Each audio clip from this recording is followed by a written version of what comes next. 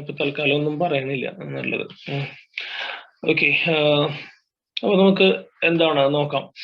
അടുത്ത സംഭവം എന്താന്നുള്ളത് നോക്കാം. അടുത്തത് നമുക്ക് പഠിക്കാനുള്ള സംഭവം എന്ന് പറയുന്നത് പ്രിൻസിപ്പിൾ ഓഫ് സൂപ്പർ പൊസിഷൻ എന്ന് പറയുന്ന ഒരു സംഭവമാണ്. എന്താണ് പ്രിൻസിപ്പിൾ ഓഫ് സൂപ്പർ പൊസിഷൻ എന്നാണ് നമ്മൾ അതിനെ പറയുന്നത്. ഓക്കെ, അപ്പൊ അതാണ് നമുക്ക് നെക്സ്റ്റ് ഡിസ്കസ് ചെയ്യാനായിട്ടുള്ളത്. ഏതാണ് principle of superposition. Okay, ഒരു സെക്കൻഡ് കേട്ടോ, കാണാമല്ലോ.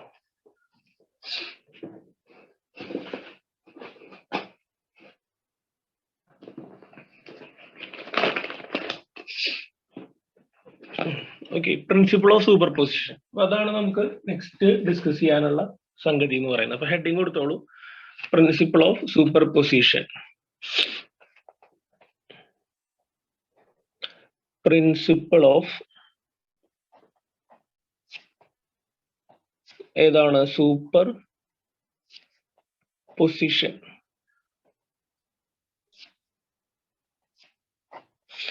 ഓക്കെ, ഇതാണ് നമുക്ക് നെക്സ്റ്റ് ഡിസ്കസ് ചെയ്യാനുള്ള ടോപ്പിക് എന്ന് പറയുന്നത്, സൂപ്പർ ഇമ്പോസിഷൻ.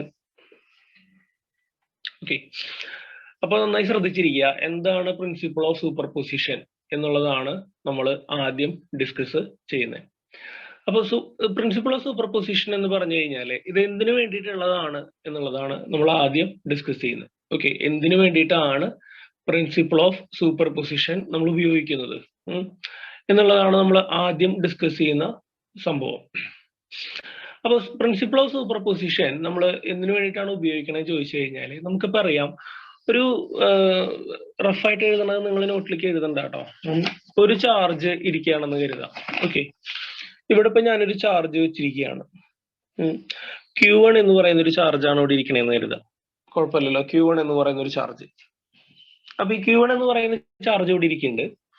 ഈ ചാർജിന്റെ അടുത്ത് മറ്റൊരു ചാർജ് ഇരിക്കുന്നുണ്ടെന്ന് കരുതുക. അതാ ഇവിടെ Q2 എന്ന് പറയുന്ന ഒരു ചാർജ് ഉണ്ട് എന്ന് കരുതുക. ഓക്കെ, അപ്പൊ എന്താ സംഭവിക്കാന്ന് വെച്ച് കഴിഞ്ഞാൽ ഈ Q2 എന്ന് പറയുന്ന ചാർജ് ഈ Q1 എന്ന് പറയുന്ന ചാർജുമേ ഒരു ഫോഴ്സ് എക്സേർട്ട് ചെയ്യും അല്ലെ. ഇവിടെ നിന്ന് ഇങ്ങോട്ട് ഒരു ഫോഴ്സ് എക്സേർട്ട് ചെയ്യും. നമുക്കതിനെ F12 എന്ന് വിളിക്കാം അല്ലെ, F12. അപ്പൊ Q1 എന്ന് പറയുന്ന ചാർജുമേ Q2 ഒരു ഫോഴ്സ് എക്സേർട്ട് ചെയ്യാണ്. അത് ഏത് ഡയറക്ഷനിലാണ്? F12 ഡയറക്ഷനിലാണ് ആ ഫോഴ്സ് വരുന്നത്. ഏത് ഡയറക്ഷനിലാണ്? F12 ഡയറക്ഷനിൽ. ക്ലിയർ? ഇനി നെക്സ്റ്റ് വേറൊരു ചാർജ് കൂടി ഇവിടെ ഇരിക്കുന്നുണ്ടെന്ന് കരുതുക, Q3 എന്ന് പറയുന്ന ഒരു ചാർജ്. അപ്പൊ Q3 എന്ന് പറയുന്ന ചാർജ് ഇവിടെ ഇരിക്കുമ്പോൾ എന്താ സംഭവിക്കുക? ഈ Q3 Q1 ഒരു ഫോഴ്സ് എക്സേർട്ട് ചെയ്യും അല്ലെ. ഇവിടുന്ന് ഇങ്ങോട്ടൊരു ഫോഴ്സ് എക്സേർട്ട് ചെയ്യും, ഇവിടുന്ന് ഇങ്ങോട്ട്. അതിന് നമുക്ക് F13 എന്ന് വിളിക്കാം. കാരണം ഓരോ ചാർജസും എന്താണ് Q1 ഫോഴ്സ് എക്സേർട്ട് ചെയ്യുന്നുണ്ടാവും.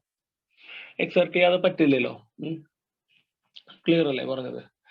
അപ്പൊ ഇങ്ങനെ ഒരു ചാർജ് അതിന്റെ അടുത്ത് ഒന്നിലധികം ചാർജുകൾ ഇരിക്കുന്നുണ്ടെന്ന് കരുതുക. ഓക്കെ, അപ്പൊ ഇപ്പൊ Q1 എന്ന് പറയുന്ന ചാർജിന്റെ അടുത്ത് Q2 ഇരിക്കുന്നുണ്ട്, അതുപോലെ Q3 ഇരിക്കുന്നുണ്ട് അല്ലെ. Q2 ഇരിക്കുന്നുണ്ട്, അതുപോലെ ആരിയ്ക്കുന്നുണ്ട്? Q3 ഇരിക്കുന്നുണ്ട്.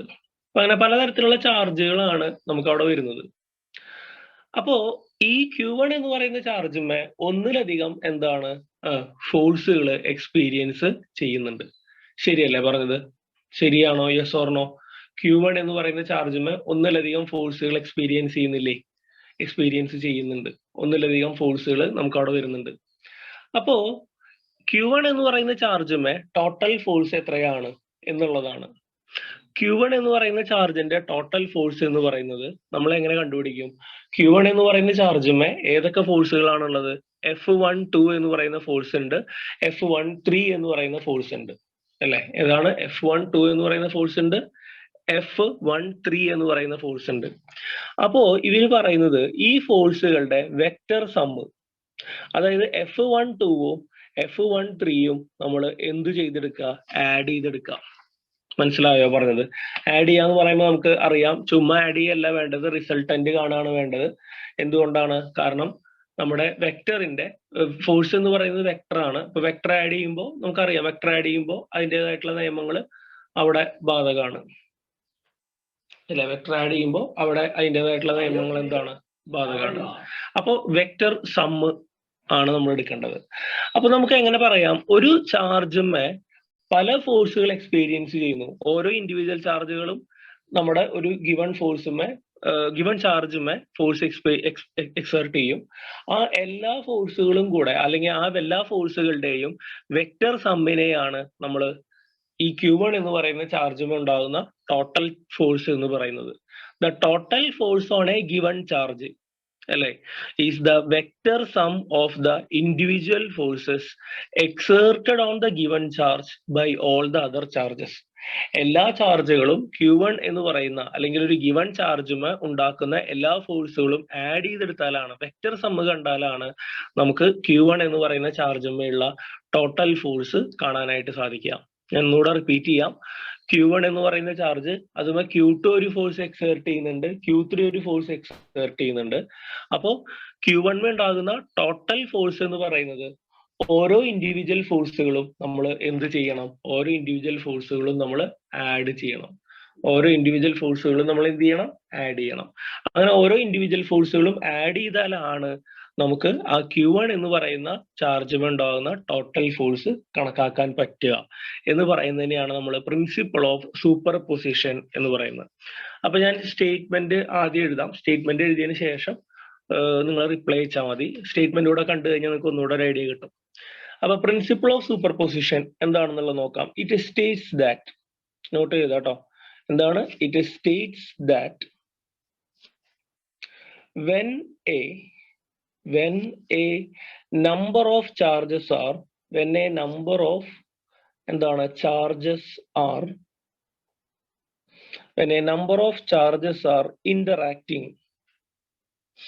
when a number of charges are interacting, the total force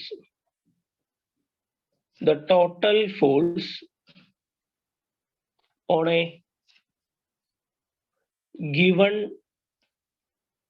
charge, ഒരു given ചാർജുമേ എക്സ്പീരിയൻസ് ചെയ്യുന്ന total force. It States that when a number of charges are interacting, എന്താണ്? ഒന്നിലധികം ചാർജുകൾ പരസ്പരം ഇന്ററാക്ട് ചെയ്യുമ്പോൾ the total force on a given charge, ഒരു given ചാർജുമേ ഉണ്ടാകുന്ന total force എന്ന് പറയുന്നത്, the total force on a given charge is the vector sum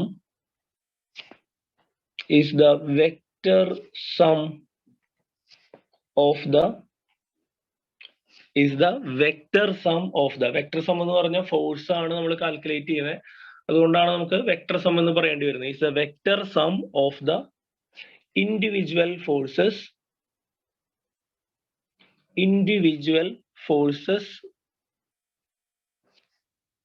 exerted on the എന്താണ് given charge, exerted on the given charge by all the other charges,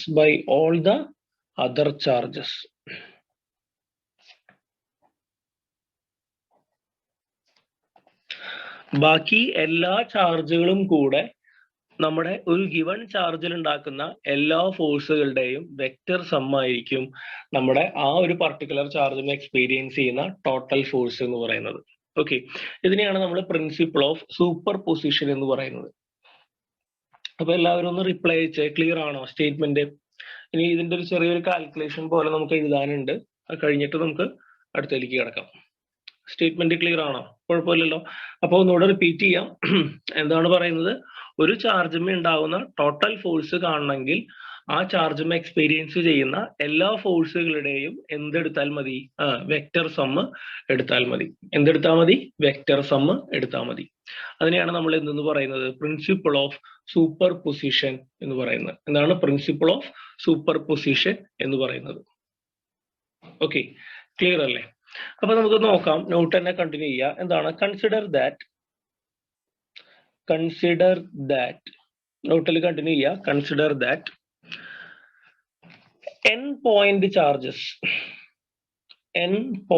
charges, അതായത് n എണ്ണം, ഒരെണ്ണം, രണ്ടെണ്ണം, മൂന്നെണ്ണം, 4 charge, 5 charge, അങ്ങനെ മൊത്തം എത്ര ചാർജ്? n ചാർജുകളാണെന്ന് കരുതുക. Consider that n point charges ഏതൊക്കെയാണ്?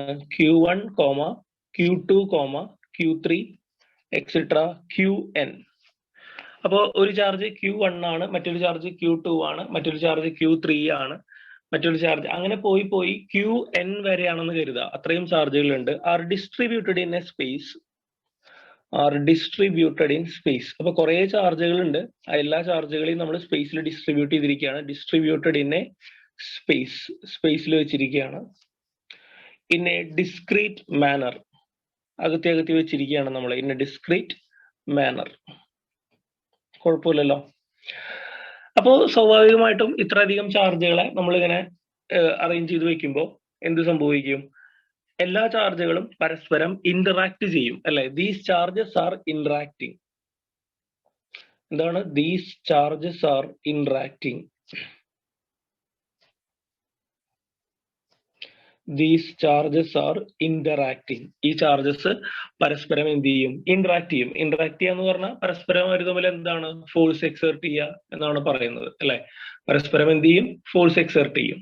Okay, interacting each other. ഈ ചാർജുകൾ തമ്മിൽ പരസ്പരം ഫോഴ്സ് ഇന്ററാക്ട് ചെയ്യും. അപ്പൊ നമുക്ക് എന്ത് കണ്ടുപിടിക്കണം? Q1 എന്ന് പറയുന്ന ഫോഴ്സ്, Q1 എന്ന് പറയുന്ന ചാർജുമേ ഉണ്ടാക്കുന്ന ടോട്ടൽ ഫോഴ്സ് കാണണം. ഓക്കെ, സോ ലെറ്റസ്, അപ്പൊ ഞാൻ ഇത് എഴുതി കഴിഞ്ഞിട്ട് എഴുതാം. Let's find the total force. Let's find the total force on the charge Q1. On the charge Q1. എനിക്ക് Q1 എന്ന് പറയുന്ന ചാർജിമേ ഉണ്ടാവുന്ന എന്ത് കിട്ടണം? ടോട്ടൽ ഫോഴ്സ് കിട്ടണം. What is the total force on the charge Q1? അപ്പൊ നമുക്ക് ജസ്റ്റ് ഫിഗർ ഒന്ന് നോക്കാം. ഫിഗർ വരയ്ക്കുമ്പോൾ എങ്ങനെ വരയ്ക്കേണ്ടി വരും? ദാ ശ്രദ്ധിക്കുക. ഇവിടെ Q1 എന്ന് പറയുന്ന ഒരു ചാർജ് ഇരിക്കുന്നു, അല്ലേ? അടുത്ത് ഇവിടെ Q2 എന്ന് പറയുന്ന ചാർജ് ഇരിക്കുന്നു. അപ്പൊ എന്താ സംഭവിക്കുക? നേരത്തെ പറഞ്ഞതുപോലെ Q2 Q1നെ റിപ്പൽ ചെയ്യും. അപ്പൊ എനിക്ക് അതിന്റെ ഫോഴ്സ് ഇവിടുന്ന് ഇങ്ങോട്ട് മാർക്ക് ചെയ്യാം. ആ ഫോഴ്സിനെ എന്തെന്ന് വിളിക്കാം? എനിക്ക് F12, അല്ലെ?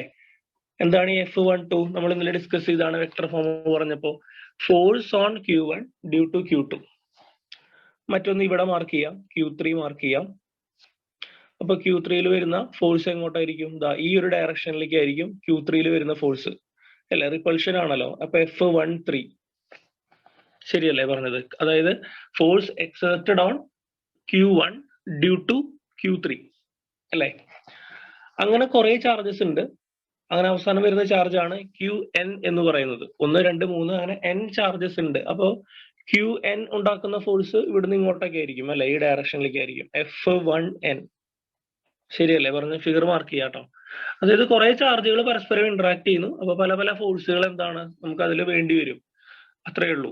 ഓക്കെ, അപ്പോ Q1 ഉണ്ടാക്കുന്ന Q1 Q2 കാരണം ഉണ്ടാവുന്ന ഫോഴ്സ്, Q1 Q3 കാരണം ഉണ്ടാവുന്ന ഫോഴ്സ്, Q1 Q4 കാരണം ഉണ്ടാവുന്ന ഫോഴ്സ്, അങ്ങനെ അത് പോയി എവിടെ വരെ പോകുന്നത്? Q1 Qn വരെ ഉണ്ടാക്കുന്ന ഫോഴ്സുകൾ. കാരണം കുറെ ചാർജസ് ഉണ്ട് എന്നാണ് നമ്മൾ പറഞ്ഞിട്ടുള്ളത്.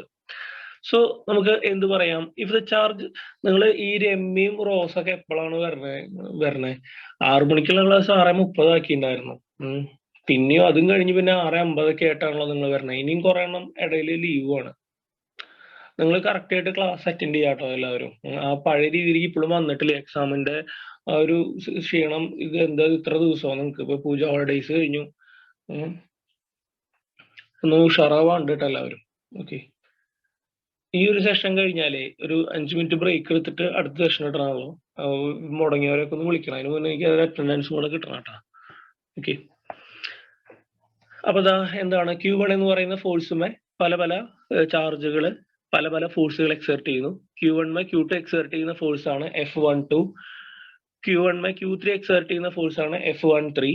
അങ്ങനെ Qn വരെ കുറെ ഫോഴ്സുകൾ ഉണ്ട്. ഒന്ന് എഴുതാം. ഇഫ് ദ ചാർജസ്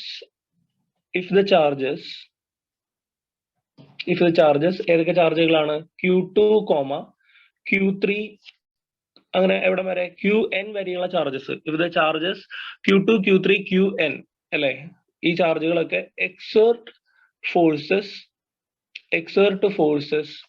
ഏതൊക്കെ ഫോഴ്സുകളാണ്? F12, F13, അല്ലെ? അങ്ങനെ ഏത് ഫോഴ്സ് വരെയാണ്? F1n, അല്ലെ? Q2, Q3, Qn എന്ന് പറയുന്ന ചാർജുകൾ Q1 ഉണ്ടാക്കുന്ന ഫോഴ്സുകളാണ് F12, F13 അങ്ങനെ.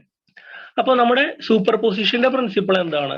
സൂപ്പർ പൊസിഷനിൽ പറയുന്നത് ടോട്ടൽ ഫോഴ്സ് Q1 ഉള്ള ടോട്ടൽ ഫോഴ്സ് കിട്ടണമെങ്കിൽ ഈ ഇൻഡിവിജ്വൽ ഫോഴ്സുകൾ മുഴുവനും നമ്മൾ ആഡ് ചെയ്തെടുക്കണം അല്ലെ. അപ്പൊ F1N വരെ അല്ലെ, Q2 എക്സേർട്ട് ചെയ്യുന്ന ഫോഴ്സ് ആണ് F12, Q3 എക്സേർട്ട് ചെയ്യുന്ന ഫോഴ്സ് ആണ് F13. മനസ്സിലായോ? അപ്പൊ if the charges Q1, Q2, if the charges Q2, Q3, Qn exert forces, ഏതൊക്കെ ഫോഴ്സുകളാണ്? F12, F13 അങ്ങനെ F1N വരെയുള്ള ഫോഴ്സുകൾ, പല ഫോഴ്സുകൾ Q1 വരുന്നുണ്ട്. ഓക്കെ, ഇതുവരെ എഴുതിയെന്ന് കരുതണം കേട്ടോ. ഓക്കെ, ഇനി അപ്പൊ നമുക്ക് നെക്സ്റ്റ് സ്റ്റെപ്പിൽ എന്ത് പറയാം? നെക്സ്റ്റ് സ്റ്റെപ്പിൽ നമുക്ക് then according to superposition, ഏതാണ്? സൂപ്പർ പൊസിഷൻ അല്ലെ. സൂപ്പർ പൊസിഷൻ പ്രിൻസിപ്പിൾ അനുസരിച്ച് നമ്മൾ പറഞ്ഞ എന്താണ്? ടോട്ടൽ ഫോഴ്സ് എന്ന് പറയുന്നത് അല്ലെ എല്ലാ ഇൻഡിവിജ്വൽ ഫോഴ്സുകളും കൂടെ ആഡ് ചെയ്താൽ മതി. So then according to superposition principle,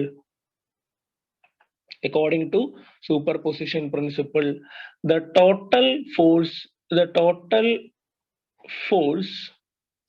on Q1 അതുമേ എക്സ്പീരിയൻസ് ചെയ്യുന്ന ടോട്ടൽ ഫോഴ്സ്. ലാസ്റ്റ് പേജ് ഒന്ന് കാണിക്കൂ. ഇതാണോ? അവസാന ഭാഗമായിരിക്കും കാണിക്കേണ്ടി വരിക. വേഗാവട്ടെ, എന്താ കൂടെ എഴുതണില്ലേ നിങ്ങള്?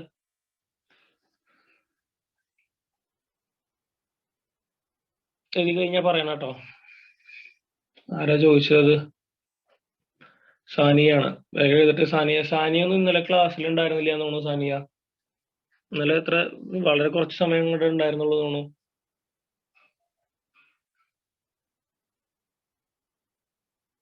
അതിന് മുകളിലത്തെ കാണിക്കൂ. ഇതാ, വേഗാവട്ടെ.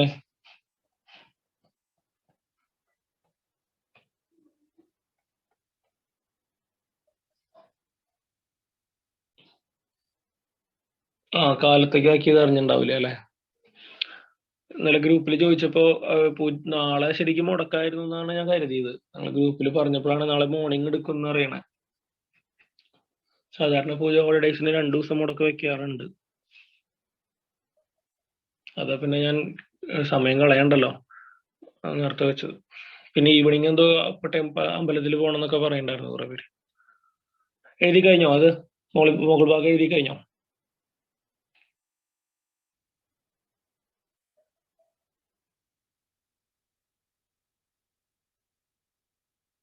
ഓക്കെ, മതി. സമയം എഴുതിയിട്ടുണ്ട്, ബാക്കി പിന്നെ നോക്കി എഴുതിയാൽ മതി. അപ്പൊ എന്താണ്? then according to principle of superposition അല്ലെ. അപ്പൊ സൂപ്പർ പൊസിഷൻ പ്രിൻസിപ്പിൾ അനുസരിച്ച് Q1 ഉണ്ടാവുന്ന ടോട്ടൽ ഫോഴ്സ് നമുക്ക് അതിനെ F1 എന്ന് വിളിക്കാം. Just F1. അപ്പൊ F1 എന്ന് പറഞ്ഞാൽ എന്താണ്? ഈ ഒരു സിസ്റ്റത്തിന്റെ ഉള്ളില് Q1 എക്സ്പീരിയൻസ് ചെയ്യുന്ന ടോട്ടൽ ഫോഴ്സിനെയാണ് ജസ്റ്റ് F1 എന്ന് വിളിക്കുന്നത്. അപ്പൊ ഈ F1 എന്ന് പറയുന്നത് എന്താണ്? F12 plus F13 plus F14 അങ്ങനെ പോകുന്നു. അങ്ങനെയുള്ള എല്ലാ ഫോഴ്സുകളും കൂടെ എന്ത് ചെയ്താൽ മതി? ആഡ് ചെയ്താൽ മതി. F1N വരെയുള്ള ഫോഴ്സുകൾ ആഡ് ചെയ്താൽ മതി. മനസ്സിലായോ പറഞ്ഞത്? ഇതാണ് സൂപ്പർ പൊസിഷൻ പ്രിൻസിപ്പിൾ കൊണ്ട് ഉദ്ദേശിക്കുന്നത്. എല്ലാ ഫോഴ്സുകളും നമ്മളെടുത്ത് എന്ത് ചെയ്യുക? ആഡ് ചെയ്യുക. ഓരോ ഇൻഡിവിജ്വൽ ഫോഴ്സുകളും നമ്മൾ ആഡ് ചെയ്യുക എന്നുള്ളതാണ്. ക്ലിയർ? അപ്പൊ നമുക്ക് ഓരോ ഫോഴ്സുകളുടെയും ഇക്വേഷൻസ് എഴുതാം. എങ്ങനെയാണ് വരിക? ഫസ്റ്റ് F12 ആണ്. അത് നമ്മൾ എഴുതാൻ പഠിച്ചിട്ടുണ്ട്. എന്താണ്? കൂളോംസിന്റെ ഇക്വേഷൻ നമ്മുടെ കയ്യിലുണ്ട്. 1/4πε0 Q1 Q2 divided by Q1 Q2 divided by എന്താണ്? R² into R21 cap. എന്താണ്? R21 cap.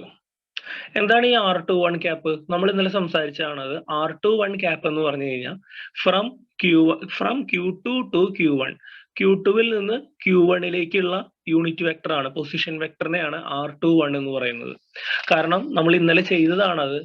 ആ ഫോഴ്സിന്റെ ഡയറക്ഷൻ കിട്ടാൻ വേണ്ടിയിട്ടാണ്. F12 എന്ന് പറയുന്ന ഫോഴ്സ് Q2വിൽ നിന്ന് Q1ലേക്കുള്ള ഡയറക്ഷനിലാണ്. ഫ്രം Q2 ടു Q1 ആണ്. അതുകൊണ്ടാണ് ഞാൻ എന്ത് മാർക്ക് ചെയ്തത്? R21 എന്ന് മാർക്ക് ചെയ്യാനുള്ള കാരണം. എന്തെന്ന് മാർക്ക് ചെയ്യാനുള്ള കാരണം? R21 എന്ന് മാർക്ക് ചെയ്യാനുള്ള കാരണം. ക്ലിയർ അല്ലേ? ആർ എന്ന് പറയുന്നത് പിന്നെ ആ ഡിസ്റ്റൻസ് ആണ് കേട്ടോ. ഇവിടെ ഡിസ്റ്റൻസ് വേണമെങ്കിൽ മാർക്ക് ചെയ്യാം നമുക്ക്. Q2 നിന്ന് Q1ലേക്കുള്ള ദൂരം R12 ആണെന്ന് കരുതുക. Position vector R12. R12 എന്ന് പറഞ്ഞാൽ എന്താണ്? Q1 ഉം Q2 ഉം തമ്മിലുള്ള ദൂരം. അപ്പൊ എനിക്ക് എങ്ങനെ എഴുതാം? R12 സ്ക്വയർ എന്ന് എഴുതാം. ശരിയല്ലേ പറഞ്ഞത്? അപ്പോൾ F12 നമ്മൾ ഇന്നലെ അങ്ങനെ എഴുതിയതാണ്. ഇന്നലെ നമ്മൾ വെക്ടർ ഫോം കണ്ടപ്പോൾ അത് എഴുതാൻ പഠിച്ചിട്ടുള്ളതാണ്. അപ്പോൾ F12 എന്ന് പറയുന്നത് 1/4πε0 into Q1 Q2 divided by എന്താണ്? R12 square. എന്താണ്? R12 square. എന്താണ് ഈ R12? R12 എന്ന് പറയുന്നത് Q2 ഉം Q1 ഉം തമ്മിലുള്ള ദൂരാണ്. ഓക്കെ, Q2 ഉം Q1 ഉം തമ്മിലുള്ള എന്താണ്? ദൂരാണ്. പിന്നെ ഇൻറ്റു R⁻21. എന്താണ് ഈ R⁻21? R⁻21 എന്ന് പറയുന്നത് ഡയറക്ഷൻ ആണ്. Q2 നിന്ന് Q1ലേക്കുള്ള ഡയറക്ഷനിലാണ് ആ ഫോഴ്സ് എക്സേർട്ട് ചെയ്യുന്നത്. കാരണം റിപ്പൾസീവ് ഫോഴ്സ് ആണ്. ഇതുവരെ എഴുതിയത് ക്ലിയർ ആണോ? എല്ലാവരും ഒന്ന് റിപ്ലൈ അയക്കുക. റിപ്ലൈ അയക്കാൻ പറയുമ്പോഴൊന്നും പകുതി ആൾക്കാർ അയക്കണില്ല. ഓക്കെ, എല്ലാവരും റിപ്ലൈ അയക്കുക. ഡൗട്ട് ഉണ്ടെങ്കിൽ ഒക്കെ ചോദിക്കുക. ഞാൻ ഇനിയിപ്പോ എന്താ ഇതിന്റെ മേലെ പറയേണ്ടതെന്ന് എനിക്കറിയില്ല. ഞാൻ പിന്നെ കുറെ മോശം വാക്കുകൾ ഉപയോഗിച്ചിട്ട് കാര്യമില്ലല്ലോ. നിങ്ങൾക്കറിയാം റിപ്ലൈ അയക്കേണ്ടതാണ്. റിപ്ലൈ അയക്കാറിലാണ് നിങ്ങൾ പലരും. ഓക്കെ, അല്ലെങ്കിൽ മനസ്സിലാവില്ല. മനസ്സിലാവാത്തവര് എന്താണ് അങ്ങനെ അവിടെ ഇരിക്കേണ്ടി വരും. അത്ര തന്നെ. അല്ല, അപ്പൊ ഞാൻ എന്താ പറയാ. അപ്പൊ ഇതാണ് നമുക്ക് ഫോഴ്സ് വരുന്നത്. ഇനി ഇതുപോലെ തന്നെ നമുക്ക് ഓരോ ഫോഴ്സുകളും എന്ത് ചെയ്യാം? കാൽക്കുലേറ്റ് ചെയ്യാം. സിമിലർലി അല്ലെ? സിമിലർലി അതർ ചാർജസ് കാരണം ഉണ്ടാവുന്ന ഫോഴ്സസ്, അതായത് F13 കാൽക്കുലേറ്റ് ചെയ്യാം. F13 എന്ന് പറയുന്നത് എങ്ങനെയാണ് വരിക? 1/4πε0 Q1 Q2 divided by R13 square. പക്ഷെ അതിന്റെ ഡയറക്ഷൻ എങ്ങനെയാണ്? R31 ക്യാപ്പ് ആണ് വരിക അല്ലെ? R31 cap. മനസ്സിലായ പറഞ്ഞ? R31 ക്യാപ്പ് എന്ന് പറയുന്നത് നമുക്കറിയാം 3-ൽ നിന്ന് 1-ലേക്ക്. കാരണം റിപ്പൾഷൻ ആണ്. Q3-ൽ നിന്ന് Q1-ലേക്കാണ് ആ ഫോഴ്സ് വരുന്നത്. അതുകൊണ്ടാണ് R⁻31 എന്ന് മാർക്ക് ചെയ്തത്. അങ്ങനെ കുറെ ഫോഴ്സുകൾ ഉണ്ടാവും. കുത്തുകൾ ഇടുകയാണ് ഞാൻ. കാരണം ഇനി F14 ഉണ്ടാവും, F15 ഉണ്ടാവും. അങ്ങനെ F1N വരെയുള്ള ഫോഴ്സുകൾ. F1N എന്ന് പറയുമ്പോൾ 1/4πε0 Q1 QN divided by R1N square. അതിന്റെ ഡയറക്ഷൻ RN1 ക്യാപ്പ്. കുറെ ഫോഴ്സുകൾ ഉണ്ടാവുമല്ലോ. അങ്ങനെ എല്ലാ ഫോഴ്സുകളും ജസ്റ്റ് നമ്മൾ അങ്ങനെ ലിസ്റ്റ് ചെയ്ത് എഴുതണം. എന്നിട്ട് എല്ലാം കൂടെ ആഡ് ചെയ്യുക എന്നുള്ളതാണ് നമ്മൾ ഉദ്ദേശിക്കുന്നത്. അത്രയേ ഉള്ളൂ. അപ്പൊ നമ്മൾ F12 എഴുതി, F13 എഴുതി, F14 എഴുതി. അതങ്ങനെ പോവും. അങ്ങനെ F1N വരെ, അതായത് ഓരോ ഇൻഡിവിജ്വൽ ഫോഴ്സുകളും നമ്മൾ എന്ത് ചെയ്യണം? ആഡ് ചെയ്ത് എടുക്കണം എന്നുള്ളതാണ്. അപ്പൊ ഓരോ ഇൻഡിവിജ്വൽ ഫോഴ്സുകൾ കണ്ടുപിടിച്ചു. ഇനിയിപ്പോ എന്ത് ചെയ്യാം? F1 നമുക്ക് കാൽക്കുലേറ്റ് ചെയ്യാം. F1 എന്ന് പറയുന്നത് ടോട്ടൽ ഫോഴ്സ്. അപ്പൊ ടോട്ടൽ ഫോഴ്സ് നമ്മളിവിടെ എഴുതിയിട്ടുണ്ട്. F12 എഴുതണം, F13 എഴുതണം, F14 എഴുതണം. അപ്പൊ F12 പകരം നമുക്ക് എന്ത് കൊടുക്കാം? ഇവിടെ എഴുതി വെച്ചിട്ടുണ്ട്. F12 എന്ന് പറയുന്നത് 1/4πε0 Q1 Q2 by R12 square into R21 cap. അപ്പൊ അതെടുത്ത് എഴുതണം. അപ്പൊ 1/4πε0 എന്താണ്? Q1 Q2 divided by R12 square into R⁻21 plus അടുത്ത ഫോഴ്സ് എഴുതണം. അതായത് നെക്സ്റ്റ് F13 ആണ്. F13 നമ്മളിവിടെ എഴുതി വെച്ചിട്ടുണ്ട്. ജസ്റ്റ് ഒരു 1-2 എഴുതിയാൽ മതി. Q1 Q3 by R13 square into R31 cap. അങ്ങനെ എഴുതി F1N വരെ നമ്മൾ എഴുതണം. F1N എന്ന് പറയുന്നത് 1/4πε0 Q1 QN divided by R1N square into R⁻N1. അങ്ങനെ എല്ലാ ഫോഴ്സുകളും നമ്മൾ എന്ത് ചെയ്യണം? F12 അല്ലേ? ആദ്യത്തെ F12, അതെ, ആദ്യത്തെ F12 അതാണ് ഒടുക്കിയെടുത്ത് എഴുതിയാണ്. F12 പകരം ഈ F12 പകരം 1/4πε0 Q1 Q2 by R12 square into R⁻21. അത് കഴിഞ്ഞ F13, അത് കഴിഞ്ഞ F14, അങ്ങനെ പോയി F1N വരെ. മനസ്സിലായോ? 1/4πε0 Q1 divided by R1N square into RN1 cap. എല്ലാം കൂടെ ആഡ് ചെയ്ത് എഴുതുക. അത്രയേ ഉള്ളൂ. ക്ലിയർ? ഇനി നമുക്ക് എന്ത് ചെയ്യാം? F1 കാണാനായിട്ട് ഇതിൽ നിന്ന് കോമൺ ആയിട്ട് 1/4πε0 പുറത്തെടുത്ത് നിർത്തുകയാണെങ്കിൽ ഉള്ളിൽ ആരൊക്കെ വരും? ഉള്ളില് നമുക്ക് Q1 Q2 by R12 square into R2 cap 1 plus Q1 Q3 divided by R13 square into R31 cap plus അങ്ങനെ Q1 QN വരെയുള്ള കോമ്പിനേഷൻസ് വരും അല്ലെ. R1N square into R cap N1. ഇത്രയാണ് എന്ത് ടോട്ടൽ ഫോഴ്സിന്റെ ഇക്വേഷൻ വരിക. ജസ്റ്റ് അതിൽ നിന്ന് 1/4πε0 പുറത്തേക്ക് എടുത്ത് എഴുതി. ഇത് എഴുതാനുള്ള ടൈം ഒന്നും തരാത്ത എഴുതിയെടുത്ത് കഴിഞ്ഞിട്ടില്ലേ? ഓക്കെ, അന്ന് എഴുതിയെടുക്കും. ഇത്രയും ആണ് വരിക. ഓക്കെ, ഇതാണ് ടോട്ടൽ കാൽക്കുലേഷൻ കാണും ആദ്യം, എന്നിട്ട് മനസ്സിലാക്കിയിട്ട് എഴുതും. ഓക്കെ, അപ്പൊ എഴുതി കഴിയാത്തവർ എന്ത് ചെയ്യുക, സൗകര്യം പോലെ നോക്കി എഴുതുക, വെയിറ്റ് ചെയ്യാം സാറ്, ഡൗട്ട് ഉള്ളവർ ചോദിക്കാം. അപ്പൊ ഇതാണ് നമ്മൾ ചെയ്യേണ്ടത്. അതായത് ഒന്നിലധികം ഫോഴ്സുകൾ വന്നു കഴിഞ്ഞാൽ ഒന്നിലധികം ചാർജസ് ഒരു പർട്ടിക്കുലർ ചാർജും എക്സ്പീരിയൻസ് ചെയ്യുന്ന ഫോഴ്സ് കാൽക്കുലേറ്റ് ചെയ്യാനായിട്ട് നമ്മൾ ഇൻഡിവിജ്വൽ ഫോഴ്സുകൾ കണ്ടിട്ട് അതെല്ലാം ആഡ് ചെയ്തെടുക്കാണ് വേണ്ടത്. ഓക്കെ, പിന്നെ ഇതിന്റെ പ്രോബ്ലംസ് വരുമ്പോൾ നോക്കാം. ഇതിപ്പോ ഇതിന്റെ ഒരു തിയറി പാർട്ടാണ് നമ്മൾ ചെയ്തു വെച്ചിരിക്കുന്നത്. അപ്പൊ എല്ലാവരും റിപ്ലൈ അയക്കുക. ഓക്കെ, എഴുതി തീർക്കാനുള്ളവർ എഴുതി തീർക്കുക വേഗം. എഴുതി കഴിഞ്ഞാൽ എല്ലാവരും റിപ്ലൈ അയക്കുക കേട്ടോ. കാണുന്നുണ്ടെന്ന് കരുതണം, കുഴപ്പമില്ല എന്ന് കരുതണം. ഓക്കെ, വേഗം ആവട്ടെ.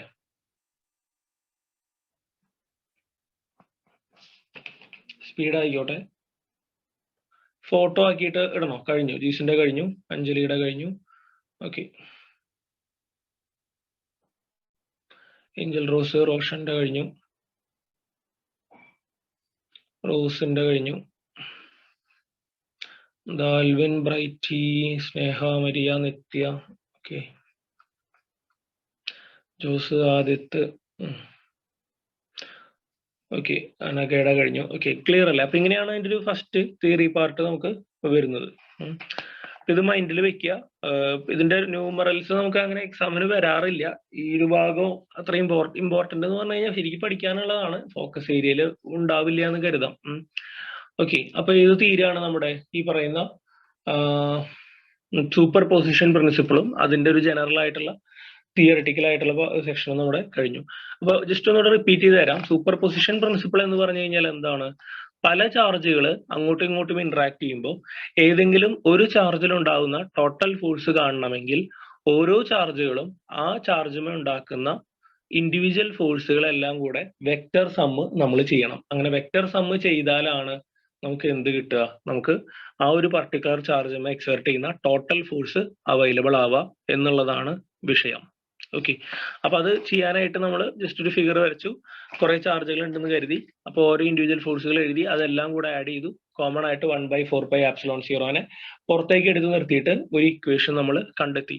ഇനി മാഗ്നിറ്റ്യൂഡ് കാണണമെങ്കിൽ നമ്മൾ ഈ യൂണിറ്റ് വെക്ടറുകളൊന്നും എഴുതണ്ട കേട്ടോ. ഈ ഇക്വേഷനിൽ ജസ്റ്റ് മാഗ്നിറ്റ്യൂഡ് കാണാൻ വേണ്ടിയിട്ടാണെങ്കിൽ നമ്മൾ എന്ത് ചെയ്താൽ മതി? യൂണിറ്റ് വെക്ടർ ചെയ്യേണ്ട, അതിന്റെ വാല്യൂസ് നമ്മൾ അതായത് വാല്യൂസ് അതിൽ എന്ത് ചെയ്താൽ മതി? സബ്സ്റ്റിറ്റ്യൂട്ട് ചെയ്താൽ മതി. പക്ഷെ വെക്ടറിന്റെ ഡയറക്ഷൻസ് നമ്മൾ പരിഗണിക്കണം. മനസ്സിലായോ? വെക്ടറിന്റെ ഡയറക്ഷൻസ് നമ്മൾ സാധാരണ ചെയ്യുന്നത് പോലെ നമ്മൾ ചെയ്ത് കാൽക്കുലേറ്റ് ചെയ്ത് കൊടുക്കേണ്ടി വരും. അപ്പോൾ ഞാനത് ചെയ്യാം. നമുക്ക് അതിന്റെ ചെറിയ ന്യൂമറുകൾ 1-2 നോക്കാം. അപ്പൊ നിങ്ങൾക്ക് ഐഡിയ കിട്ടും അത് എങ്ങനെ ചെയ്യേണ്ടതെന്നുള്ളത്. ഈ തിയറിയിൽ കാണുന്ന പോലെയല്ല, പ്രോബ്ലം ചെയ്യുമ്പോൾ വേറൊരു രീതിയിലാണ് ചെയ്യുക നമ്മൾ. ഓക്കെ, അത് ഞാൻ പറഞ്ഞുതരാം എങ്ങനെയാന്നുള്ളത്. 1-2 കണക്കുകൾ നോക്കാം. ഓക്കെ, ക്ലിയർ അല്ലേ? അപ്പൊ അത് ഓക്കെ ആയി. അപ്പൊ ഇനി നെക്സ്റ്റ് നമുക്ക് അറ്റൻഡൻസ് ഒന്ന് മാർക്ക് ചെയ്യണം. കാരണം കുറെ പേര് ആബ്സെന്റ് ഉണ്ട്. 43 പേര് അങ്ങോട്ട് ഉള്ളതിൽ 35 പേരെ വന്നിട്ടുള്ളൂ. അപ്പൊ അത് എന്താണെന്ന് അറിയണ്ടേ? അപ്പൊ ജസ്റ്റ് ഒന്ന് അറ്റൻഡൻസ് നോക്കിയിട്ട് നമുക്ക് അടുത്ത ടോപ്പിക്കിലേക്ക് പോവാം. ഓക്കെ, ഈ സെക്ഷൻ കഴിഞ്ഞാൽ ജസ്റ്റ് ഒരു ബ്രേക്ക് എടുക്കാം. ഒരു 10 മിനിറ്റ് ബ്രേക്ക് എടുത്തിട്ട് അടുത്ത സെഷൻ എടുക്കണുള്ളൂ നമ്മള്. ഒന്ന് വരാത്തവരൊക്കെ ഒന്ന് വിളിക്കണം. നിങ്ങളിങ്ങനെ തോന്നിയ ക്ലാസ്സിലൊക്കെ കയറുന്നവരൊക്കെ ക്ലാസ് നിർത്തി വെക്കോ. അതാണ് നല്ലത്. അത് അല്ലെങ്കിൽ പിന്നെ വെറുതെ മെനക്കെടാം. നമുക്ക് നമ്മുടെ കയ്യിലിരുന്നിട്ട് വെറുതെ ചീഞ്ഞ് മാറും. ഓക്കെ, ജസ്റ്റ് ഒന്ന് അറ്റൻഡൻസ് നോക്കാം നമുക്ക്. അബിൻ ഉണ്ടോ? അബിൻ ഉണ്ട്, ആദിത്യ ഉണ്ട്, ഐശ്വര്യ ഉണ്ട്, അക്ഷയ ഉണ്ട്, അലീന ജോർജ്, അലീന PB ഉണ്ട്, അനഘ സന്തോഷ് ഉണ്ടായിരുന്നു, അനാമിക VN ഉണ്ടായിരുന്നു തോന്നുന്നു അല്ലെ? അനാമിക VN ഉണ്ട്, ആൽവിൻ ജോയ് ഉണ്ട്, അനന്യ ബിജു ഉണ്ടോ? അനന്യ ഒന്ന് റിപ്ലൈ അയക്കോ? അനന്യ ഉണ്ടോ? അനന്യ എന്തോ പറഞ്ഞിരുന്നു തോന്നുന്നു അല്ലെ? അനന്യ അല്ലല്ലോ?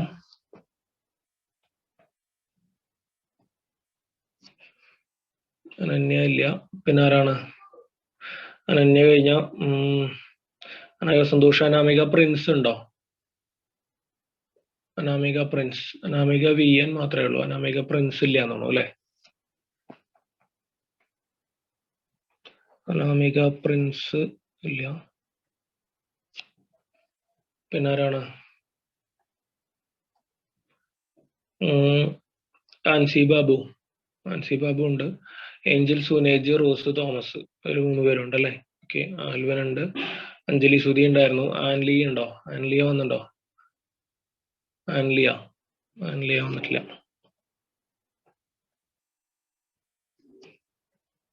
പിന്നെ ആരാണ്? അന്നയുണ്ട്. അവിനാഷ് ഇല്ല.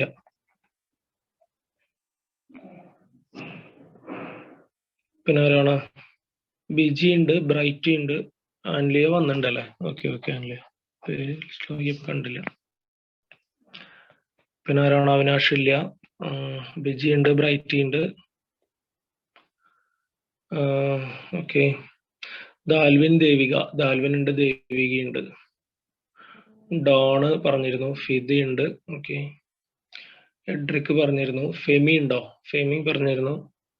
ഗോഡ്വിൻ PJ, ഗോഡ്വിൻ തോമസ്, അവർ 2 പേരും ഉണ്ട്. ഹെൽന VS പറഞ്ഞിട്ടുണ്ടായിരുന്നു.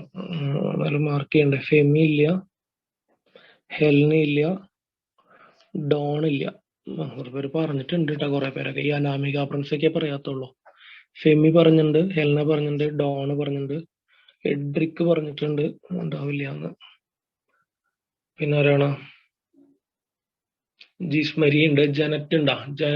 ജനറ്റ് നീ ഓരോ ക്ലാസ്സിൽ ഇങ്ങനെ തോന്നിയ ക്ലാസ്സിൽ കയറങ്ങളൊക്കെ ഈ കൊല്ലം അവസാനിപ്പിക്കണട്ടാ. ജനറ്റെ കറക്റ്റ് ആയിട്ട് ക്ലാസ്സിൽ കയറുന്ന വെച്ചാൽ കണ്ടിന്യൂ ചെയ്താൽ മതി. അതായത് നീ കഴിഞ്ഞ 2 ക്ലാസ്സിൽ നീ ഉണ്ടായിരുന്നില്ല. നീ ഒന്നും പറഞ്ഞിട്ടുമില്ല. ജോസ്, കൃഷ്ണപ്രിയ, നിത്യ ഉണ്ട്. മാളവിക ഉണ്ടോ? മാളവിക ഇല്ല. അടുത്ത ആള് മാളവിക. പിന്നെ ആരാണ്? മേരി റോസ് വന്നിട്ടുണ്ടോ? മേരി റോസ് വന്നിട്ടില്ല.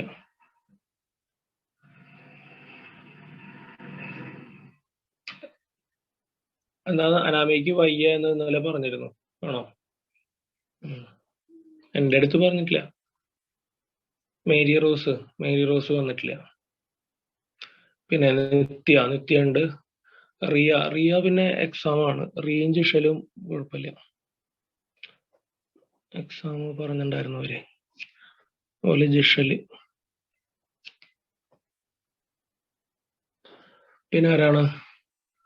നിത്യ, റിയ, റോസ് ഉണ്ടോ? റോസ് ഉണ്ട്. റോഷൻ ഉണ്ട്. സാനി ഉണ്ട്. സ്നേഹി ഉണ്ട്. ശ്വേത ഉണ്ടോ? ശ്വേതനെ വിളിക്കാം. ഇത്തിരി കൂടുതലാ. ഓക്കെ. ശ്വേത. പിന്നെ LV ഉണ്ടോ? രമ്യ വന്നിട്ടുണ്ട്. ജിഷലിന്റെ കാര്യം നമ്മൾ പറഞ്ഞു. സ്നേഹാമരി ഇല്ലേ? എൽവ വന്നിട്ടില്ല തോന്നുന്നു അല്ലെ? LVയും അറിയിച്ചിട്ടില്ല. പിന്നെ ആരാണ്? ഫിദയുടെ പേര് നമ്മൾ പറഞ്ഞു. ഇനി ആരെങ്കിലും പേര് പറയാത്തുണ്ടോ? ഇല്ലല്ലോ. ഇത്ര ആൾക്കാരാണ് മുടങ്ങിയാണ്.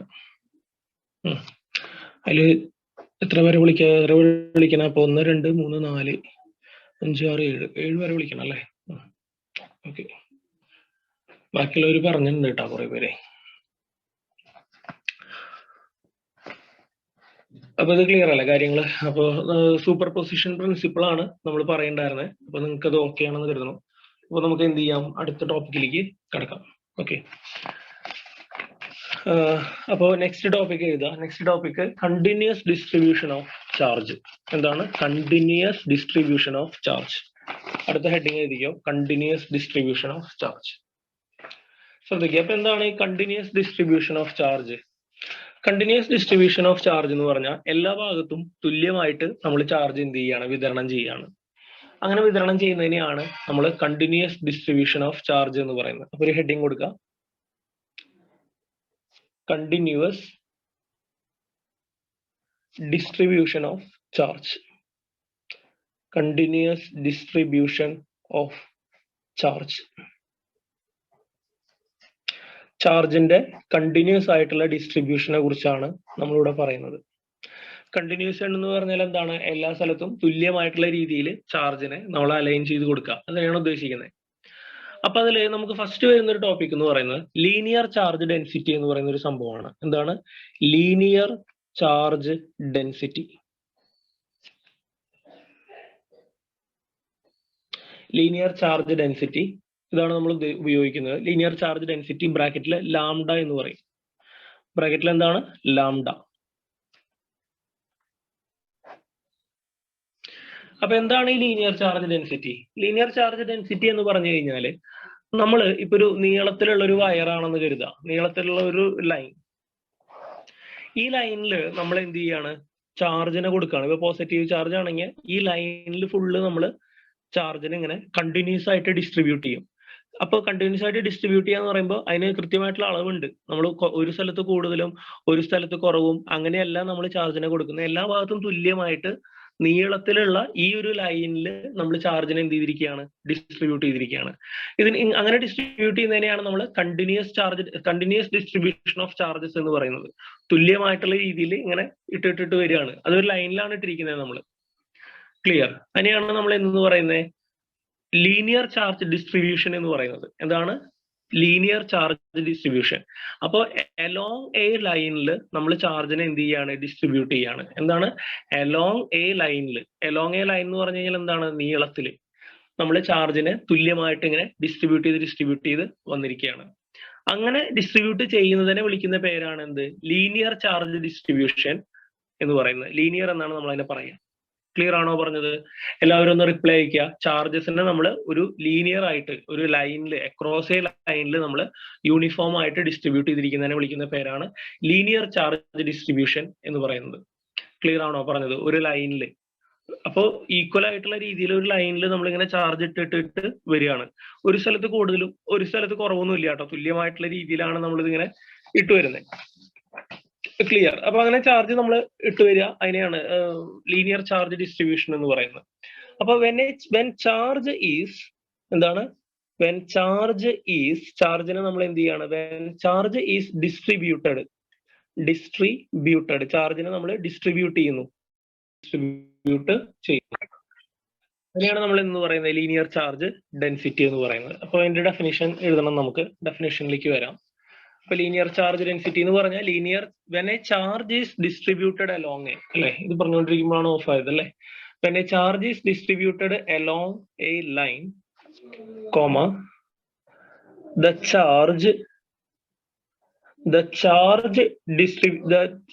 the charge distribution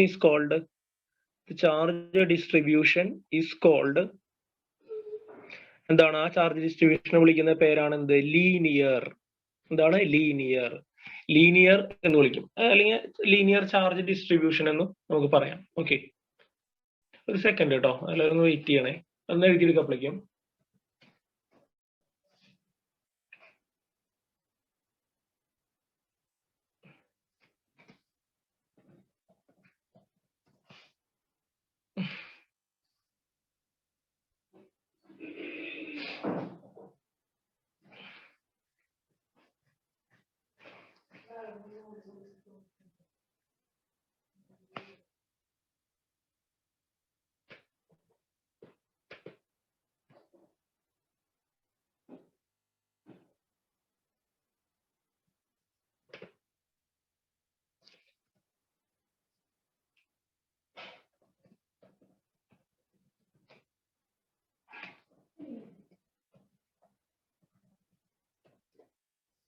okay.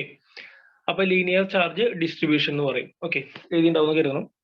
So next നമ്മൾ ലീനിയർ ചാർജ് ഡിസ്ട്രിബ്യൂഷനിൽ ലീനിയർ ചാർജ് ഡെൻസിറ്റി എന്ന് പറഞ്ഞാൽ എന്താണ്? അതാണ് നമ്മൾ അടുത്തത് നോക്കുന്നത്. What is meant by linear charge density? Linear charge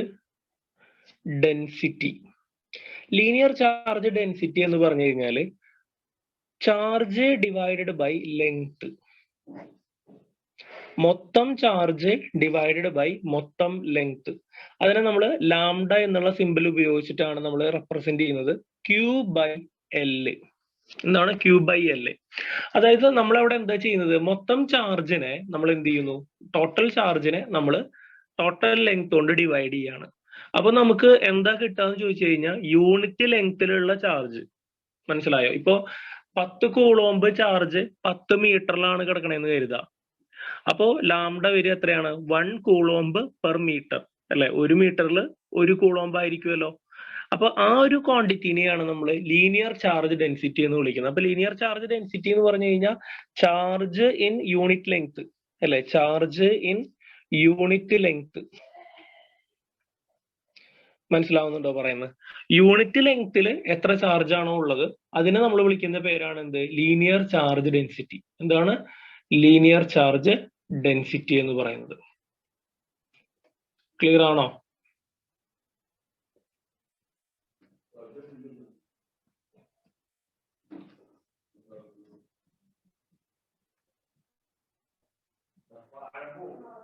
okay, linear charge density. അപ്പോ നമുക്ക് അതിന്റെ യൂണിറ്റ് എന്താണ് വരിക? യൂണിറ്റ് വരിക നമുക്ക് കൂളോംബ് പെർ മീറ്റർ. എന്താണ് ഇതിന്റെ യൂണിറ്റ് വരിക? Coulomb per metre. Unit is എന്താണ്? C/m അല്ലെ? അതായത് 1 മീറ്റർ ലെങ്ത്തിൽ എത്ര കൂളോംബ് ചാർജ് ആണ് വരുന്നത്, അതാണ് നമ്മളോട് ഉദ്ദേശിക്കുന്നത്. 1 മീറ്റർ ലെങ്ത്തിൽ എത്ര ചാർജ് ഉണ്ട്, അതിനെയാണ് നമ്മൾ ലീനിയർ ചാർജ് ഡെൻസിറ്റി എന്ന് പറയുന്നത്. ചാർജ് ബൈ ലെങ്ത് ആണ്. Lambda equal to Q/L. Charge in unit length ആണ്. അതിന്റെ യൂണിറ്റ് വരുന്നത് എന്താണ്? കൂളോംബ് പെർ മീറ്റർ ആണ്. യൂണിറ്റ് വരുന്നത് എന്താണ്? കൂളോംബ് പെർ മീറ്റർ ആണ്. വ്യക്തമല്ലേ പറഞ്ഞത്? സംശയമില്ല എന്ന് കരുതുന്നു. ഇനി ഇപ്പോ ഒരു റിംഗമ്മയാണെന്ന് കരുതുക. അതായത് ഒരു സർക്കുലർ ഫോമിലാണ് കിടക്കണെന്ന് കരുതുക. ഒരു സർക്കിളാണ്, ലൈൻ തന്നെയാണ്, പക്ഷെ വട്ടത്തില കിടക്കണ ലൈൻ. അതിന്റെ റേഡിയസ് 6 ആണെന്ന് കരുതുക. ഇത് ഒരു സർക്കിളിന്റെ സർക്കുംഫറൻസിൽ മാത്രമേ ചാർജ് ഉള്ളൂ കേട്ടോ. ഓക്കെ, അപ്പോ വെൻ ചാർജ് Q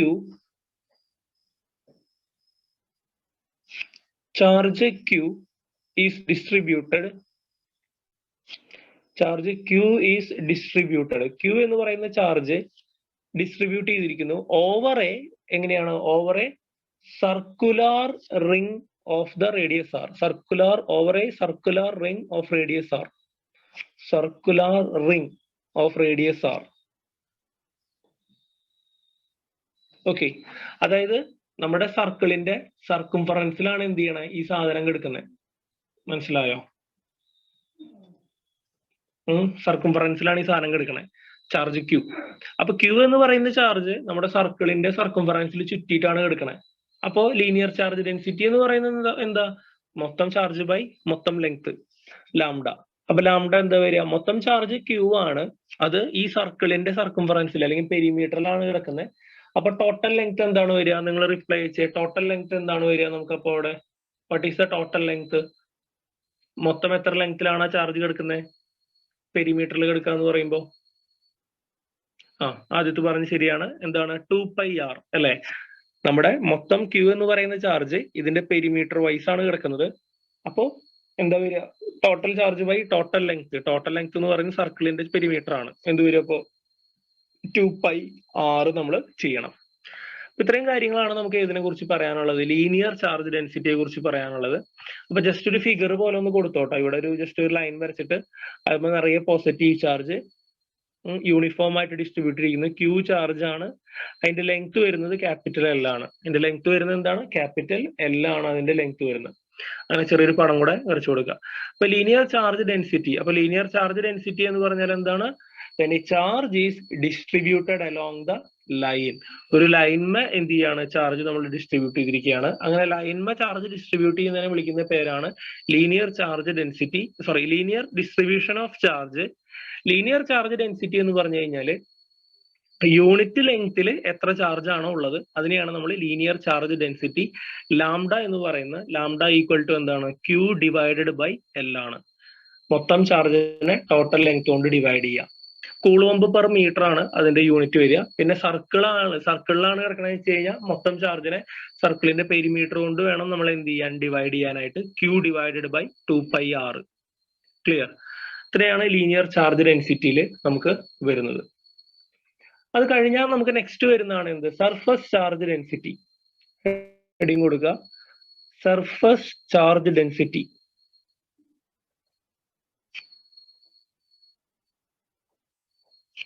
അടുത്ത ഹെഡിങ് കൊടുക്കുക, സർഫസ് ചാർജ് ഡെൻസിറ്റി.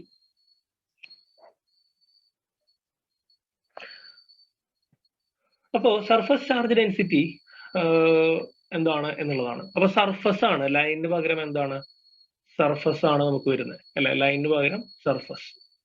അപ്പൊ ലൈനിന് പകരം സർഫസ് വരുമ്പോൾ നമ്മൾ ചാർജ് ഡിസ്ട്രിബ്യൂട്ട് ചെയ്തിരിക്കുന്നത് ഒരു സർഫസിലാണ്. സർഫസിൽ എന്ന് പറഞ്ഞാൽ ഒരു ഗിവൺ ഏരിയയിലാണ്, അതാണ് ഉദ്ദേശിക്കുന്നത്. സർഫസ് എന്ന് പറയുന്നതുകൊണ്ട് ഉദ്ദേശിക്കുന്നത് അതാണ്, ഒരു ഗിവൺ ഏരിയയിലാണ് ചാർജ് ഡിസ്ട്രിബ്യൂട്ട് ചെയ്തിരിക്കുന്നത്. അപ്പോ നമ്മളിപ്പോ എന്താ, ഇപ്പൊ ഒരു ഉദാഹരണം പറയുകയാണെങ്കിൽ ഇതാ, ഇപ്പൊ ഇവിടെ ഒരു ഗിവൺ സർഫസ് അല്ലെ, ഒരു സർഫസ് നമുക്ക് കാണാം, ഇതിൽ നിറയെ പോസിറ്റീവ് ചാർജ് ഡിസ്ട്രിബ്യൂട്ട് ചെയ്തിരിക്കുകയാണ്. പോസിറ്റീവ് ചാർജ് ഡിസ്ട്രിബ്യൂട്ട് ചെയ്തിരിക്കുന്നു. എത്ര ചാർജ് ആണ്? ടോട്ടൽ ചാർജ് ക്യൂ ആണ്, കണ്ടോ. അപ്പൊ ഇവിടെ എന്താ പ്രത്യേകത, ഇവിടെ ലൈനിൽ എന്നുള്ളതിന് പകരം ഒരു സർഫസിലാണ്, ഒരു ഗിവൺ സർഫസ് ഏരിയ ഉണ്ടാവും, ഒരു മൊത്തം ഏരിയയിൽ ഇത്ര ചാർജ്, ഇതിൻ്റെതായിട്ടുള്ള ഒരു ഏരിയ ഉണ്ടാവും കേട്ടോ. അങ്ങനെ ചാർജിനെ യൂണിഫോം ആയിട്ട് നമ്മൾ എലോങ് എ സർഫസ് നമ്മൾ ചാർജിനെ ഡിസ്ട്രിബ്യൂട്ട് ചെയ്യുന്നതിനെ വിളിക്കുന്ന, ഓവർ എ സർഫസ് അല്ലെ, ചാർജിനെ ഡിസ്ട്രിബ്യൂട്ട് ചെയ്യുന്നതിനെ വിളിക്കുന്ന പേരാണ് സർഫസ് ചാർജ് ഡിസ്ട്രിബ്യൂഷൻ. ഇതാണ് സർഫസ് ചാർജ് ഡിസ്ട്രിബ്യൂഷൻ. അപ്പൊ നമുക്ക് ലൈനിൽ ഡിസ്ട്രിബ്യൂട്ട് ചെയ്യുന്നതിന് പകരം നമ്മൾ എന്ത് ചെയ്യണം, ലൈനിൽ ഡിസ്ട്രിബ്യൂട്ട് ചെയ്യുന്നതിന് പകരം ഒരു സർഫസിന്റെ പുറത്താണ് ഡിസ്ട്രിബ്യൂട്ട് ചെയ്യണത് അല്ലെ. അപ്പൊ നമുക്ക് എന്ത് ചെയ്യാം, when charge is distributed, when charge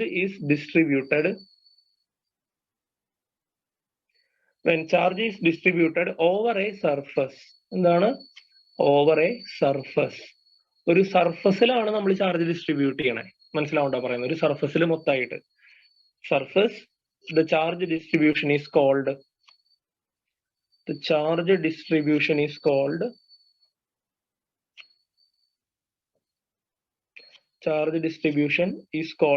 എന്താണ്, സർഫസ് ചാർജ് ഡിസ്ട്രിബ്യൂഷൻ. എന്താണ്, സർഫസ് ചാർജ് ഡിസ്ട്രിബ്യൂഷൻ.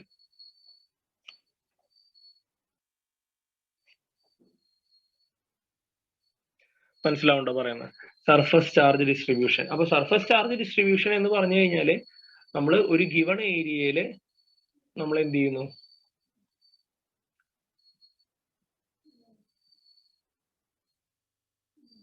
ഒരു സെക്കൻഡ് കേട്ടോ. ഓക്കെ, ഒരു സർഫസിന്റെ ഉള്ളിൽ മൊത്തമായിട്ട് നമ്മൾ എന്ത് ചെയ്യണം, ചാർജ് ഡിസ്ട്രിബ്യൂട്ട് ചെയ്യാണ്. അപ്പോൾ അവിടെയാണ് നമുക്ക് സർഫസ് ചാർജ് ഡെൻസിറ്റി എന്ന് പറയുന്ന ഒരു കോൺസെപ്റ്റ് വരുന്നത്. അതായത് യൂണിറ്റ് ഏരിയയിൽ എത്ര ചാർജ് ഉണ്ടാവും, അതായത് ടോട്ടൽ ചാർജിനെ നമ്മൾ ടോട്ടൽ ഏരിയ കൊണ്ട് ഡിവൈഡ് ചെയ്യാം. ഓക്കെ, അതിനെയാണ് സർഫസ് ചാർജ് ഡെൻസിറ്റി. ഇനി ജസ്റ്റ് ഒരു പടം വേണമെങ്കിൽ ഇവിടെ കൊടുത്തോട്ടോ, നമ്മൾ നേരത്തെ ലീനിയർ വരച്ചതുപോലെ ഒരു ചെറിയ സർഫസ് വരയ്ക്കുക, എന്നിട്ട് അതുമ്മ നിറയെ എന്ത് കൊടുക്കുക, ചാർജ് കൊടുക്കുക. ഓക്കെ,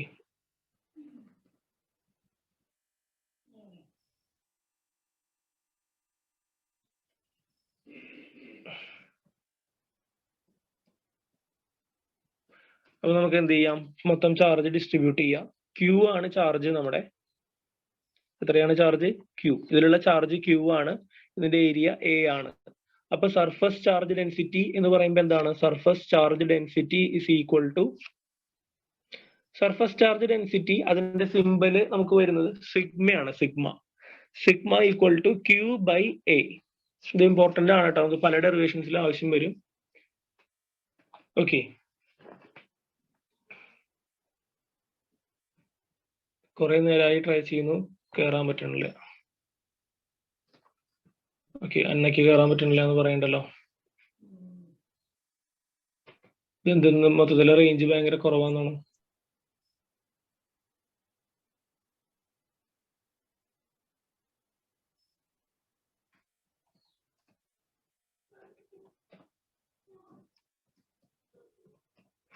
ഓക്കെ, അപ്പൊ നമ്മള് പറഞ്ഞെന്താ, റേഞ്ച് പ്രശ്നമാണെന്ന് തോന്നുന്നു അല്ലെ, മൊത്തത്തില് റേഞ്ചിന്റെ ഒരു ഇഷ്യൂ ഉണ്ട് തോന്നുന്നു അല്ലെ. അപ്പൊ എന്താണ് വരിക, ക്യൂ ബൈ എ. അപ്പൊ സർഫസ് ചാർജ് ഡെൻസിറ്റി സിഗ്മയാണ്, സിമ്പിളൊക്കെ നോട്ട് ചെയ്യണം കേട്ടോ. അപ്പൊ യൂണിറ്റ് ഏരിയയിലുള്ള എന്താണ് ചാർജ്, അപ്പൊ നമുക്ക് അതും കൂടെ ജസ്റ്റ് ഒന്ന് എഴുതാം. സർഫസ് ചാർജ് ഡെൻസിറ്റി എന്താണ്, ചാർജ് ഇൻ യൂണിറ്റ് ഏരിയ. എന്താണ്, ചാർജ് ഇൻ യൂണിറ്റ് ഏരിയ.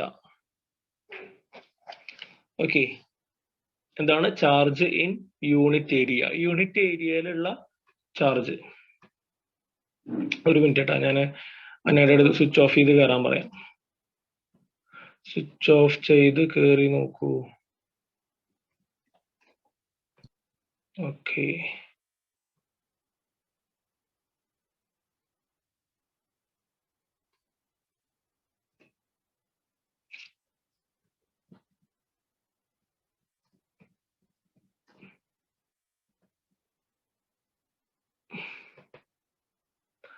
കുറെ പേർക്ക് കയറാൻ പറ്റുന്നില്ലല്ലോ.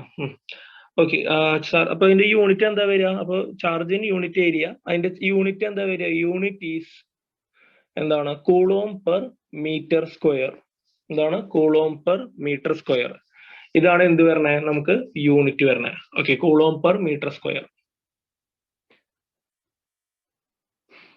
ഓക്കെ, ക്ലിയർ അല്ലേ പറഞ്ഞത്? അപ്പൊ ചാർജിന് യൂണിറ്റ് ഏരിയ, യൂണിറ്റ് എന്താണ്? കൂളോം പെർ മീറ്റർ സ്ക്വയർ ആയിരിക്കും.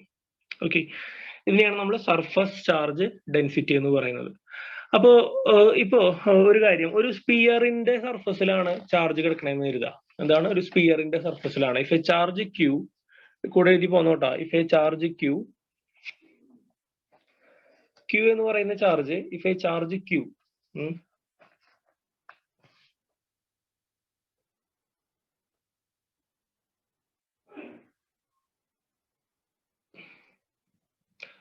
ചാർജ് ക്യൂ നമ്മൾ എന്ത് ചെയ്യാണ്? ഡിസ്ട്രിബ്യൂട്ട് ചെയ്യാണ്. എവിടെ ഡിസ്ട്രിബ്യൂട്ട് ചെയ്യുന്നതെന്ന് അറിയോ?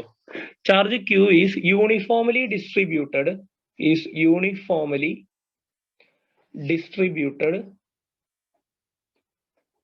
charge Q is uniformly distributed over the surface of a spherical conductor, over the surface of a sphere എന്ന് മതി.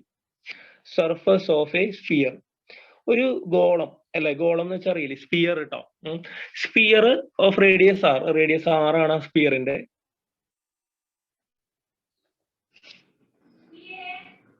ഓക്കെ, അപ്പൊ if a charge Q is uniformly distributed over the surface of a sphere, ഒരു സ്പിയറിന്റെ സർഫസിലാണ് Q എന്ന് പറയുന്ന charge നമ്മൾ total distribute ചെയ്തിരിക്കണമെന്ന് കരുതുക. അപ്പൊ സർഫസ് ചാർജ് ഡെൻസിറ്റി എന്താ വരിക? എങ്ങനെയാ ചെയ്യേണ്ടത് അവിടെ? സർഫസ് ചാർജ് ഡെൻസിറ്റി നമ്മൾ അവിടെ ചെയ്യേണ്ടത് surface charge density sigma charge Q ആണ്. ഏരിയ എത്രയാണ്? ഏരിയ കൊണ്ടാണ് ഡിവൈഡ് ചെയ്യേണ്ടത്. അത്രയേ ഉള്ളൂ പോയിന്റ്.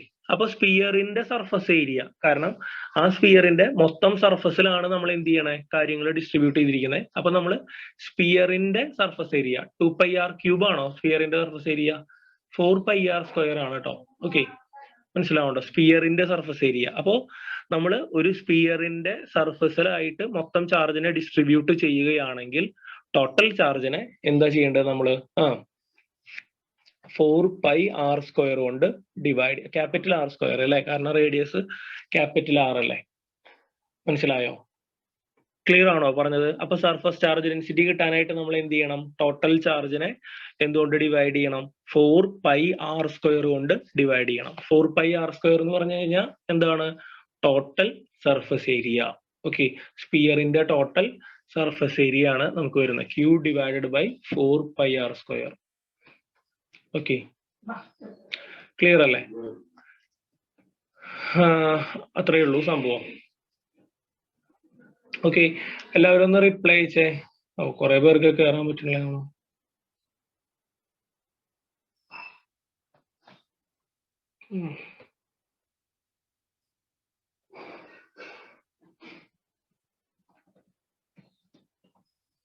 ഓക്കെ, ഒന്ന് റിപ്ലൈ അയക്കാം.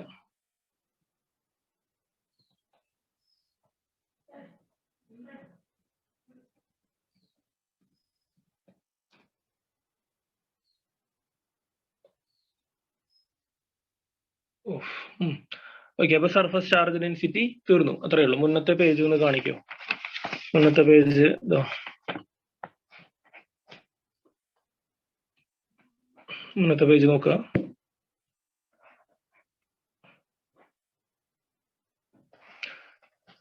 ഇത് കഴിഞ്ഞ പറയാട്ടോ. നെക്സ്റ്റ് എന്താണ്? വോളിയം ചാർജ് ഡെൻസിറ്റി ആണ് ഇനി വരുന്നത്.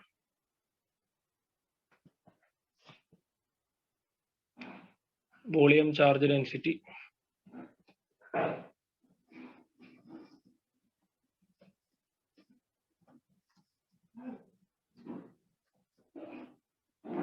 Okay, volume charge density. എന്താ ഇത് കഴിഞ്ഞോ ഓക്കെ.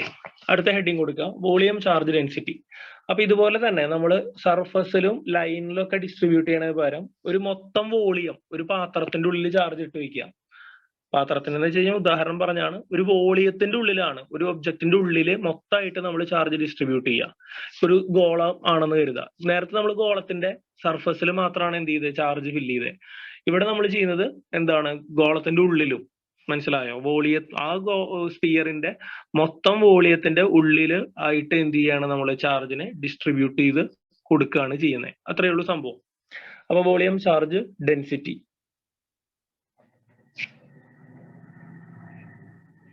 അപ്പൊ വോളിയം ചാർജ് ഡെൻസിറ്റി എന്താണെന്നുള്ളത് നോക്കാം, ശ്രദ്ധിക്കുക. വെൻ ചാർജ് എന്താണ്, വെൻ ചാർജ് നമ്മൾ എന്ത് ചെയ്യാണ്, when charge is distributed over the volume of an object. When the charge is distributed over the volume. അപ്പൊ സ്പിയറിന്റെ കേസ് എടുക്കുകയാണെങ്കിൽ സ്പിയറിന്റെ ഉള്ളിലൊക്കെ ചാർജ് വന്നെന്ന് അറിയും. മനസ്സിലായോ? സ്പിയറിന്റെ വോളിയം എന്ന് പറയുമ്പോൾ അതിന്റെ ഉൾഭാഗം കൂടെ പെടും. Okay. When charge is distributed over the എവിടെയാണ്, over the volume of an object. ഒരു ഒബ്ജക്റ്റിന്റെ മൊത്തം വോളിയത്തിലായിട്ടാണ് നമ്മൾ എന്ത് ചെയ്യണേ, ചാർജിനെ ഡിസ്ട്രിബ്യൂട്ട് ചെയ്യുന്നത്. When a charge is distributed over the volume of an object. മനസ്സിലാവുണ്ടോ? ഇറ്റ് ഈസ് കോൾഡ് എന്താണ്, വോളിയം ചാർജ് ഡിസ്ട്രിബ്യൂഷൻ.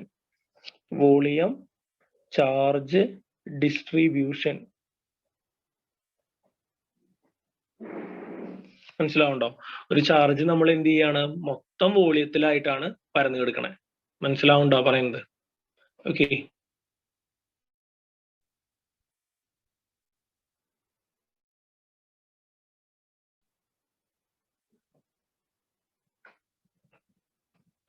ഓക്കെ. അപ്പൊ വോളിയം ചാർജ് ഡിസ്ട്രിബ്യൂഷൻ ചെയ്യാനായിട്ട് നമ്മൾ എന്താ ചെയ്യേണ്ടത്?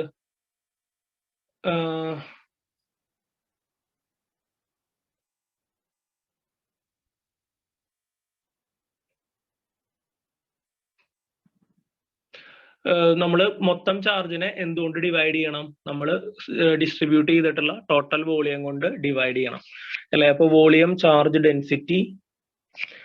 അപ്പൊ വോളിയം ചാർജ് ഡെൻസിറ്റി എന്ന് പറഞ്ഞാൽ യൂണിറ്റ് വോളിയത്തിലുള്ള ചാർജ് ആണ് അല്ലെ? അതിന്റെ റോയാണ് അതിന്റെ സിമ്പിൾ വരുന്നത് കേട്ടോ. എന്താണ് സിമ്പിൾ വരുന്നത്? റോ. വോളിയം ചാർജ് ഡെൻസിറ്റിയുടെ സിമ്പിൾ എന്താണ്? റോയാണ്. Rho equal to Q divided by capital V. എന്താണ് ക്യാപിറ്റൽ വി? Total volume. അപ്പൊ നമുക്ക് എന്താണ് ഈ വോളിയം ചാർജ് ഡെൻസിറ്റി എന്ന് പറഞ്ഞു കഴിഞ്ഞാൽ യൂണിറ്റ് വോളിയത്തിലുള്ള ചാർജ് ആണ് അല്ലെ? Charge in unit volume.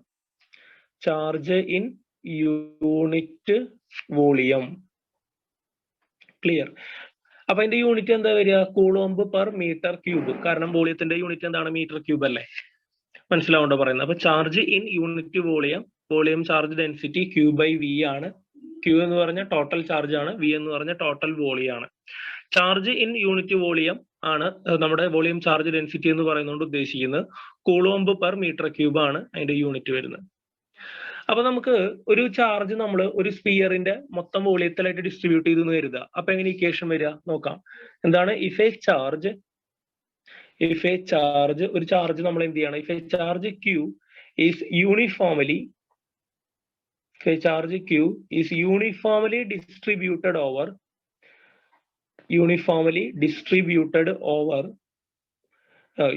distributed over the entire volume of a sphere. Clear? ഒരു സ്പിയറിന്റെ മൊത്തം വോളിയത്തിലായിട്ടാണ് നമ്മൾ ചാർജിനെ ഡിസ്ട്രിബ്യൂട്ട് ചെയ്തിരിക്കണേന്ന് കരുതുക. അങ്ങനെയാണെങ്കിൽ വോളിയം ചാർജ് ഡെൻസിറ്റി എന്താണ് വരിക? Volume charge density is equal to rho ആണ്. റോ ഈക്വൽ ടു എന്താണ് വരിക? Q എന്ന് പറഞ്ഞാൽ ടോട്ടൽ ചാർജ് ആണ്. Q divided by total volume. അപ്പൊ സ്പിയറിന്റെ ടോട്ടൽ വോളിയത്തിലാണ് നമ്മൾ ചാർജിനെ ഡിസ്ട്രിബ്യൂട്ട് ചെയ്തിരിക്കുന്നത്. അപ്പൊ എന്താണ് വരിക? 4/3 പൈ r ക്യൂബ് കൊണ്ട് ഡിവൈഡ് ചെയ്യണം. അത് ഏത് ഫിഗർ ആണോ, നമ്മൾ ഒരു ഉദാഹരണം 3/4 അല്ല 4/3 ആണ് കേട്ടോ. അപ്പൊ ഏത് ഫിഗറിലാണോ നമ്മൾ ചാർജിനെ ഡിസ്ട്രിബ്യൂട്ട് ചെയ്തിരിക്കുന്നത്, ആ ഫിഗറിന്റെ അല്ലെങ്കിൽ ആ ഒരു സോളിഡിന്റെ ടോട്ടൽ വോളിയം കൊണ്ട് ടോട്ടൽ ചാർജിനെ നമ്മൾ എന്ത് ചെയ്ത് കൊടുക്കുകയാണ് വേണ്ടത്? ഡിവൈഡ് ചെയ്ത് കൊടുക്കുകയാണ് വേണ്ടത്. അപ്പൊ വോളിയം ചാർജ് ഡെൻസിറ്റി കാണണമെങ്കിൽ സ്പിയറിന്റെ ഉള്ളിലാണ് നമ്മൾ ചെയ്തിരിക്കണമെന്ന് വെച്ച് കഴിഞ്ഞാൽ ടോട്ടൽ ചാർജ് ബൈ സ്പിയറിന്റെ വോളിയം. ചിലപ്പോൾ ക്യൂബിന്റെ ഉള്ളിലായിരിക്കും. ചിലപ്പോൾ ക്യൂബിന്റെ ഉള്ളിലാണെങ്കിൽ നമ്മൾ എന്ത് ചെയ്യേണ്ടി വരും? ടോട്ടൽ ചാർജിന് നമ്മൾ ടോട്ടൽ ക്യൂബിന്റെ വോളിയം കൊണ്ട് ഡിവൈഡ് ചെയ്ത് കൊടുക്കുകയാണ് വേണ്ടത്. ഓക്കെ, അതിനെയാണ് നമ്മൾ വോളിയം ചാർജ് ഡെൻസിറ്റി. അപ്പൊ 3 സംഗതികളാണ് ഡിസ്ട്രിബ്യൂഷൻസിൽ വരുന്നത് നമുക്ക്. ഒന്ന് ലാംഡ, ഒന്ന് സിഗ്മ, ഒന്ന് റോ.